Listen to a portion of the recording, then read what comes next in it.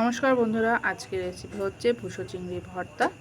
তো কড়াইতে অল্প একটু তেল দিয়ে আমি আগে চিংড়ি মাছটা ভেজে নিলাম। একদম ভুসোও নয়, একদম গুঁড়ি চিংড়ি মাছের থেকে একটু সাইজে বড়, তো এগুলোও ভুসো চিংড়ি বলে। হ্যাঁ, আর তারপরে হচ্ছে আমি চিংড়ি মাছটা ভেজে নিয়ে কড়াইতে আবার একটু তেল দিয়ে কালো জিরে আর শুকনো লঙ্কা ফোড়ন দিয়ে দিলাম।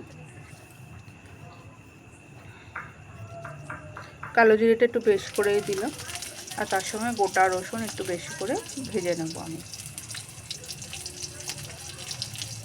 আর কালো জিরে গোটা রসুন এগুলো ভাজা ভাজা করে খেতে ভালোই লাগে, আর খাওয়াও শরীরের পক্ষে ভালো। তারপর পেঁয়াজ কুচি, কাঁচা লঙ্কা, যে যেরকম ঝাল খাবে সেরকম দেবে। আমি লাল লাল করে ভেজে নিলাম। আর ভুসো চিংড়ি কারা তোমরা খেতে ভালোবাসো অবশ্যই আমাকে কমেন্ট করে জানিও। আর কে কোথা থেকে ভিডিওটা দেখছো আমাকে অবশ্যই জানিও কমেন্ট করে।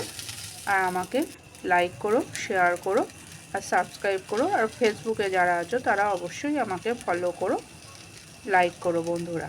তাহলে আরও নতুন নতুন ভিডিও তোমাদের সঙ্গে আমি শেয়ার করতে পারবো।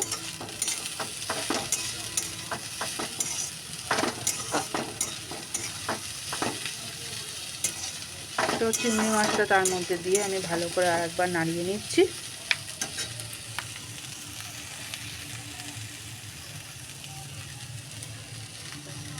একটু সামান্য হলুদ দিলাম, আর স্বাদ মতো নুন দেবো।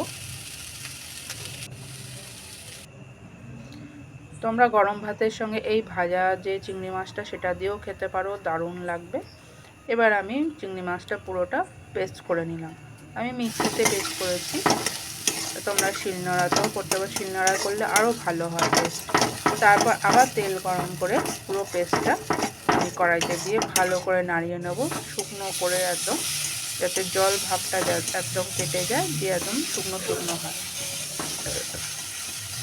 এইভাবে করে নিয়ে গরম গরম ভাতের সঙ্গে একদম সার্ভ করো, দারুণ লাগে, পুরো হাত চেটে খাবে। আর ধনেপাতা ওপরে একটু দিয়ে আমি এবার পুরো ভর্তাটা নামিয়ে নেব।